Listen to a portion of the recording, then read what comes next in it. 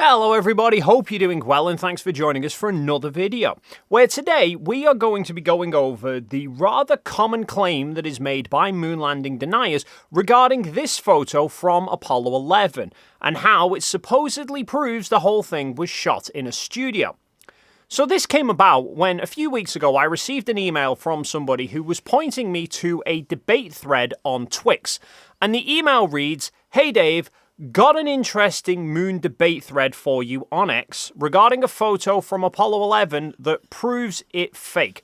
Jicky is the one arguing it, would like your thoughts or if you've already done a rebuttal to it." Now, when I checked out the thread, I was met with this post, which is a picture of Buzz Aldrin coming down the ladder of Apollo 11 that was posted by NASA and then reposted by Jicky Leaks.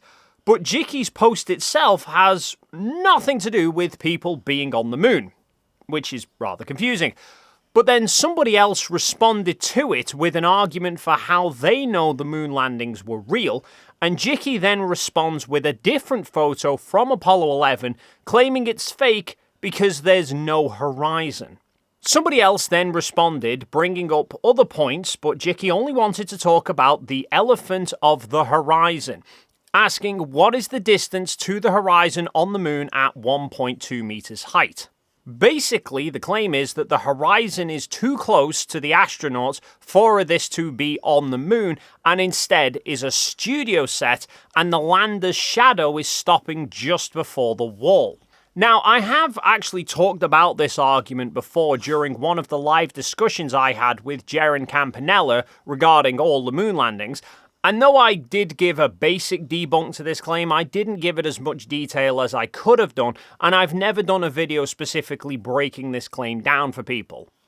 Until now. So, firstly, the horizon. Let's remember that the horizon isn't a specific location. It's simply where the ground and the sky appear to meet from your vantage point. So, to answer Jicky's initial question about the horizon distance, many people talk about Earth's horizon being a distance of 1.22 times the square root of the observer's height in feet away from the observer. I.e., the higher up you go, the further you see, and thus the further away the horizon would appear to be. So, for an observer on Earth, standing 6 feet above sea level, looking out to sea, would put the horizon about 3 miles away. Though that is the geometric horizon and doesn't count for refraction that's caused by the atmosphere, so in practice the observable horizon is slightly further. But for the moon, not only is the moon's radius much smaller than the Earth, so it would have a higher rate of curvature, but there's no atmosphere to cause any refraction. So, on the moon, for a 6-foot observer height, the horizon would be around 1.5 miles away. But then 6 feet is 1.8 meters, and Jicky is asking about a 1.2 meter height, which is more like 4 foot. Presumably working on roughly the height that the camera would be because it was on the astronaut's chest. Well, for that observer height, the horizon would be a little over 1.2 miles or 2 kilometers away.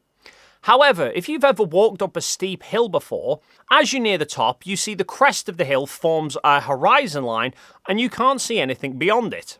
So in that scenario, the horizon to you would appear to be pretty damn close, not the 3 miles or more that is predicted. That's because the Earth isn't smooth, and nor is the moon. And I did point this out to Jicky in my opening response, where I highlighted that Apollo 11 landed on the edge of a crater, and the fact that when approaching the edge of a cliff, the horizon is very close until you get close enough to the edge that you can't see the land beyond it. Jicky responded with an older post of theirs, simply saying, "There's no cliff," and then remarking about people not understanding that their own arrogance is an embarrassment. A remark that is steeped in irony, as we will soon see. Because I then highlighted to Jicky that I hadn't said they landed near a cliff, I said they landed near a crater. Specifically, this is called double crater. Jicky even shows it in the orbiter photo of the Apollo 11 landing site. This is the descent stage of the lunar module, which was left on the moon. It landed with the front of it facing this way. So this is Little West Crater, which was behind the lunar module, and then Double Crater, which is in front of the lunar module. Now, the craters on the moon are caused by rocks in space crashing into the moon's surface. When anything crashes into the ground with a huge amount of force, it punches a hole in the surface, but also a lot of the material that was in the ground is then forced outwards. This causes a rise around the edge of the crater, which then slopes back down. You see this in explosion craters here on Earth. There's not just a hole in the middle, but instead the rim of the crater is raised up compared to the surrounding terrain. So from a low vantage point, the rim of the crater would appear as the horizon, and Apollo 11 landed right near a crater. And again, I did explain this to Jicky and also highlighted that they should look at more than one image before trying to make a judgment call.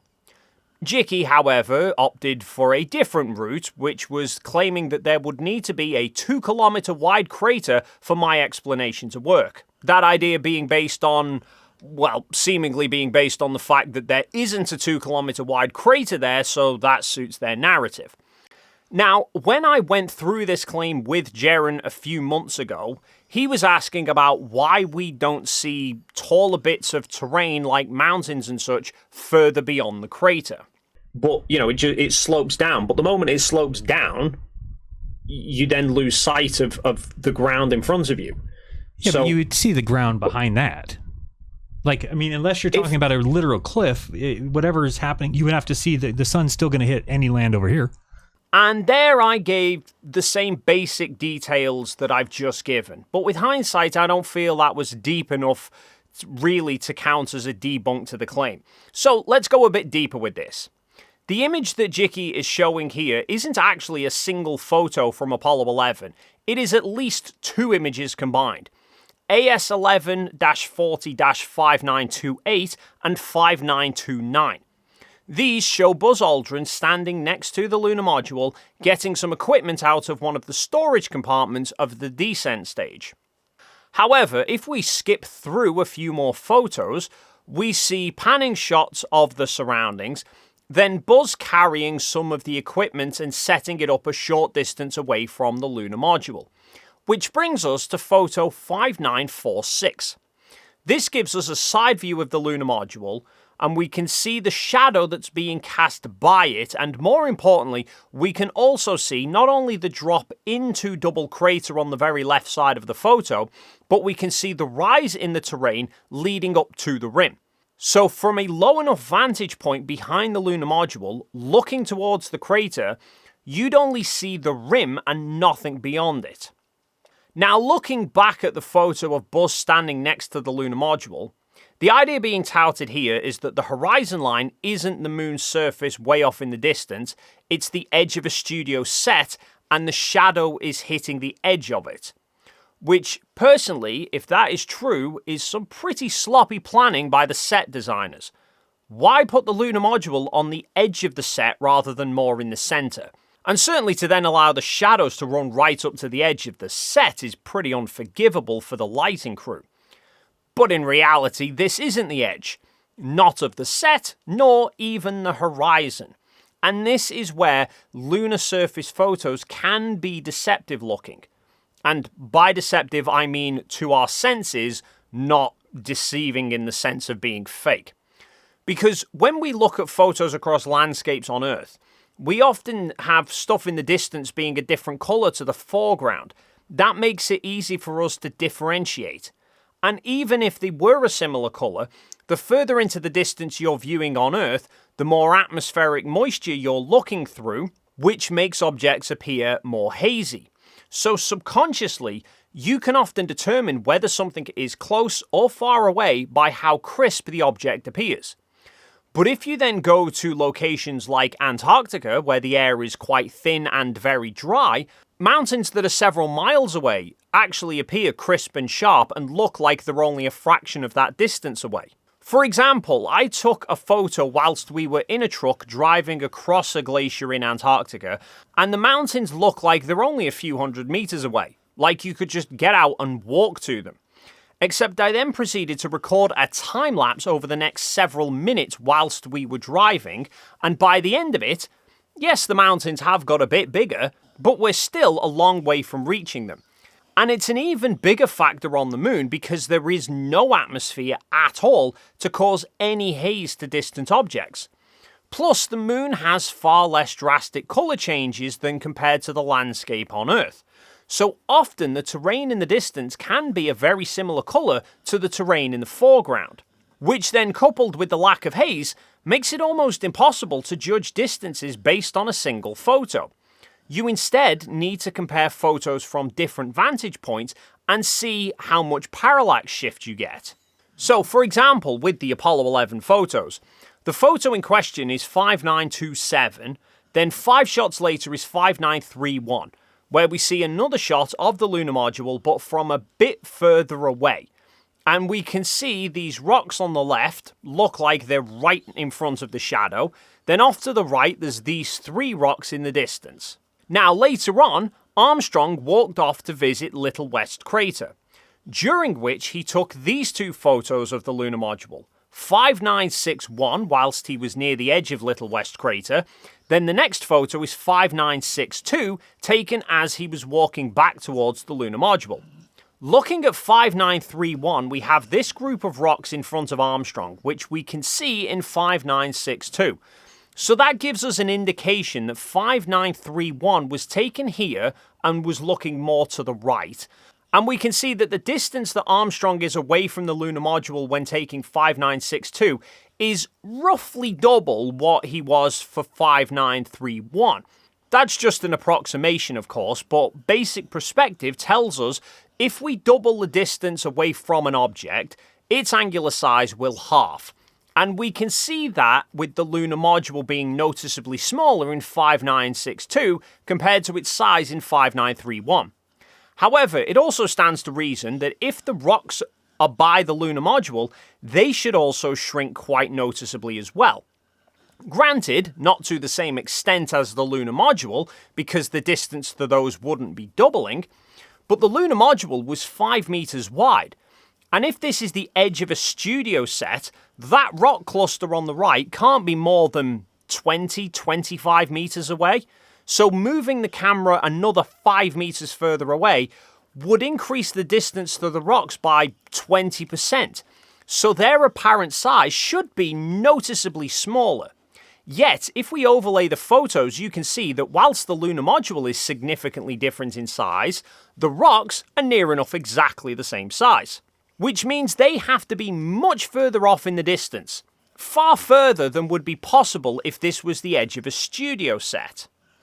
But we can go better still, because looking back at 5962 versus 5961, 61 is taken not only from further back, but we can also see from a higher elevation because Armstrong was standing on the rim of Little West Crater. This allows us a better view of the landscape beyond Double Crater. Now, with the shift in vantage point being more perpendicular to the rocks on the right, along with the increased elevation, it does make it tricky to pick out matching rocks between the photos.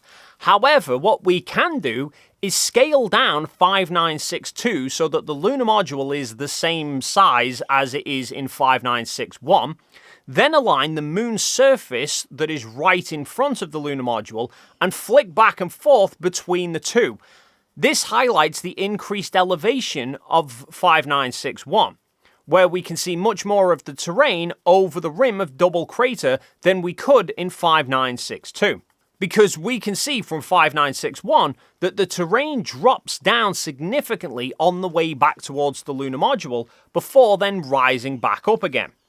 And whilst the original scans on March to the Moon are quite bright, we can dim them down to make out more of the detail of the terrain. And we can see that the rocks that appear on the horizon line in 5962 are still visible in 5961. However, now they're in the middle of the landscape. They only appeared to be near the horizon in 5962 because the terrain in the distance is undulating, and that bit happens to be the crest of one part of it that's then obscuring the view of further away. And finally, just to really drive the last nail into the coffin of this one, Armstrong took plenty of other photos, including a few panoramas from a few different spots, including one from right in front of the lunar module. So this puts him on the edge of Double Crater, right next to the end of the lunar module's shadow. And you can see the terrain in the distance goes on a long, long way, not a studio wall. And we in fact see that same pair of rocks that we were looking at before off to the right. Still a fairly similar size as earlier. So the relative distance hasn't changed much by moving the camera several meters. Clearly not the edge of a studio set as was the claim. In reality, regarding Jiki's claims of no horizon, there is a horizon, and there always is a horizon. It's just a question of how far the horizon is. Then bearing in mind that the moon's surface isn't smooth, it has a lot of undulations and often appears very similar when looking off in the distance as when looking nearby, so it's quite tricky to distinguish from a single photo which parts of the terrain are close rises versus distant terrain.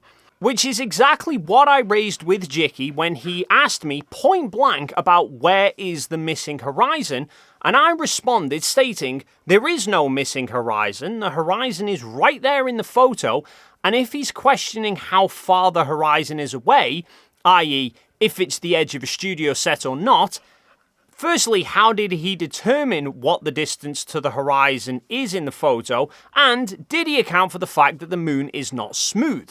But for some reason though, he stopped responding to me after that question. So, in conclusion, no, this photo doesn't prove that they were in a studio next to the edge of a set. When comparing it to the other photos from Apollo 11's landing and looking at the changing in rock sizes from various vantage points, it actually proves the landscape goes on far further into the distance than a studio set would allow. So, as always, feel free to leave your thoughts in the comments down below. If you enjoyed this video and you haven't already done so, then please do consider hitting the like and subscribe buttons, and hopefully we'll see you in the next video.